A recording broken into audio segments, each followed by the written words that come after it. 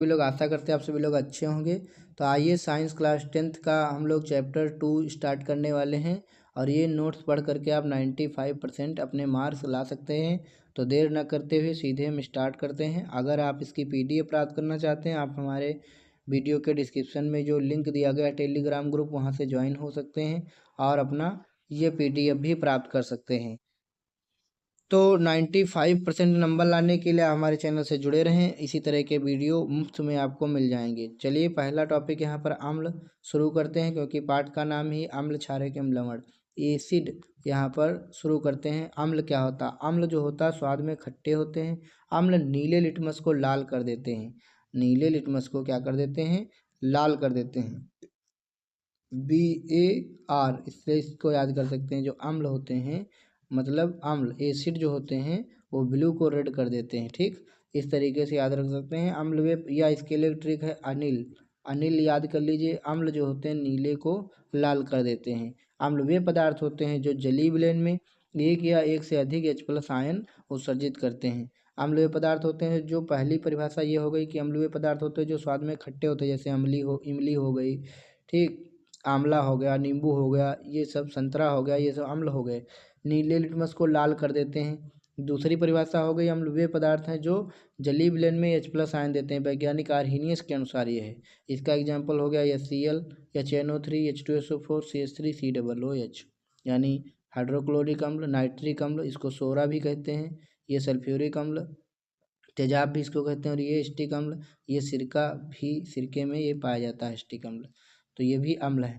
कुछ प्राकृतिक पदार्थों में पाए जाने वाले अम्ल, जैसे नींबू संतरा में साइट्रिक अम्ल, सिरके में स्टिक अम्ल, टमाटर में ऑक्जेलिक अम्ल, दही में लैक्टिक अम्ल पाया जाता है। इसको याद रखेंगे। अब हम लोग पढ़ेंगे क्षार, यानी बेसेज पढ़ेंगे। ठीक, क्षार स्वाद में कड़वे होते हैं। क्षार लाल लिटमस पेपर को नीला कर देते हैं। क्षार क्षार क्या करते हैं? स्वाद में कड़वे होते हैं और ये लाल लिटमस को नीला कर देते हैं। अम्ल का याद रखोगे तो क्षार का यहाँ पर याद रखे रहेगा आपको। जैसे कि ये हो गई साबुन, मिर्च और काली मिर्च, अदरक, ये सभी क्या हो गए? क्षार हो गए। क्षार दूसरी परिभाषा आर्हेनियस के अनुसार, क्षार वे पदार्थ होते हैं जो कि जलीय विलयन में OH- आयन उत्सर्जित करते हैं। क्षार वे पदार्थ होते हैं जो जलीय विलयन में OH- आयन उत्सर्जित करते हैं, जैसे NaOH, KOH, COH का होल ट्वाइस, MgOH का होल ट्वाइस, यानी sodium hydroxide, potassium hydroxide, calcium hydroxide, magnesium hydroxide.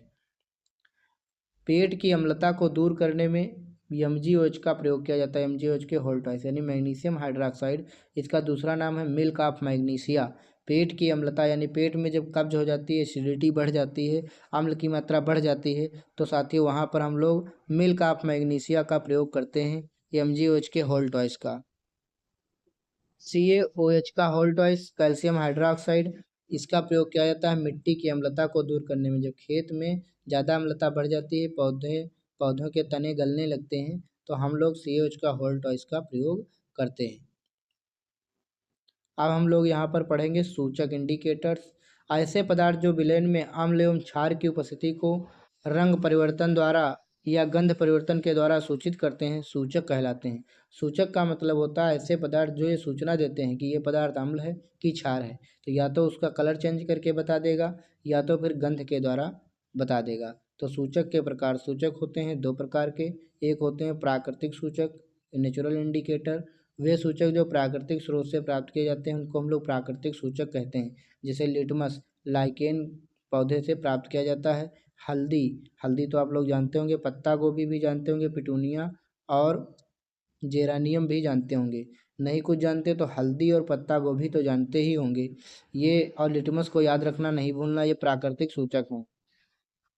Litmus क्या करते हैं? विलयन, लिटमस जो होता है वो बैंगनी रंग का रंजक होता है, बैंगनी रंग का विरोधी होता है, जो थैलोफाइटा समूह के लाइकेन पौधे से प्राप्त किया जाता है। थैलोफाइटा समूह, ब्रायोफाइटा, थैलोफाइटा, टेरिडोफाइटा, तीन प्रकार के पौधे होते हैं। एक होते हैं ब्रायोफाइटा, एक होते हैं थैलोफाइटा और एक होते हैं टेरिडोफाइटा। तो थैलोफाइटा वे पौधे थे जिनकी जो जल और थल दोनों पे पाए जाते थे, थैलोफाइटा। ये लाइकेन नामक पौधे से प्राप्त किए जाते हैं, जिसको हम लिचेन भी कहते हैं। संश्लेषित सूचक, वे सूचक जो रासायनिक रूप से तैयार किए जाते हैं उनको हम लोग संश्लेषित सूचक कहते हैं। जैसे मेथिल आरएन एवं फिनाइलएल्फथलीन, मेथिल आरएन एवं फिनाइलएल्फथलीन ये संश्लेषित सूचक हैं। गंधीय सूचक या घ्राणीय सूचक, ऐसे पदार्थ जिनकी गंध अम्ल या क्षारकीय माध्यम में बदल जाती है उसे गंधीय सूचक कहते हैं। जैसे प्याज, वैनिला आदि, प्याज, वैनिला आदि। अम्लों के गुणधर्म हम लोग यहाँ पढ़ेंगे। अम्ल स्वाद में खट्टे होते हैं, ये जलीय विलयन में H+ आयन देते हैं, ये नीले लिटमस पेपर को लाल कर देते हैं। इनका जलीय विलयन विद्युत का चालन करता है, क्यों? क्योंकि इसमें H+ आयन पाए जाते हैं इसलिए। क्षारकों के गुणधर्म, ये स्वाद में कड़वे होते हैं, ये जल में घुलकर OH- आयन देते हैं, ये लाल लिटमस को नीला कर देते हैं, ये छूने पर साबुन जैसे मुलायम लगते हैं। अम्लों की धातुओं के साथ अपक्रिया, जब अम्ल की धातु के साथ क्रिया की जाती है तो हाइड्रोजन गैस उत्सर्जित होती है। जब अम्ल की धातु के साथ क्रिया की जाती है तो हाइड्रोजन गैस उत्सर्जित होती है।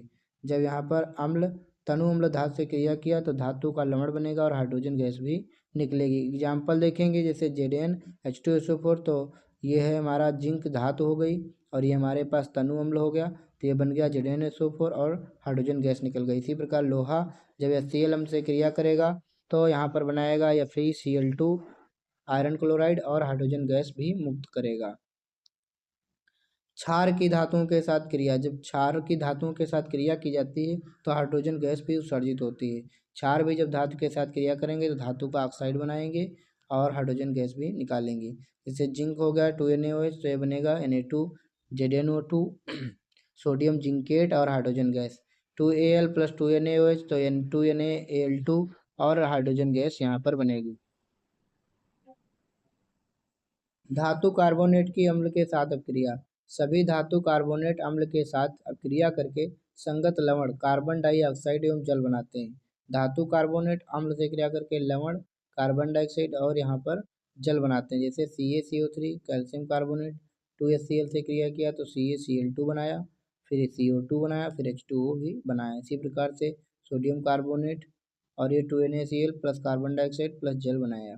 धातु हाइड्रोजन कार्बोनेट की अम्ल के साथ अपक्रिया, सभी धातु कार्बोनेट एवं हाइड्रोजन कार्बोनेट अम्ल के साथ अपक्रिया करके संगत लवण कार्बन डाइऑक्साइड एवं जल बनाते हैं।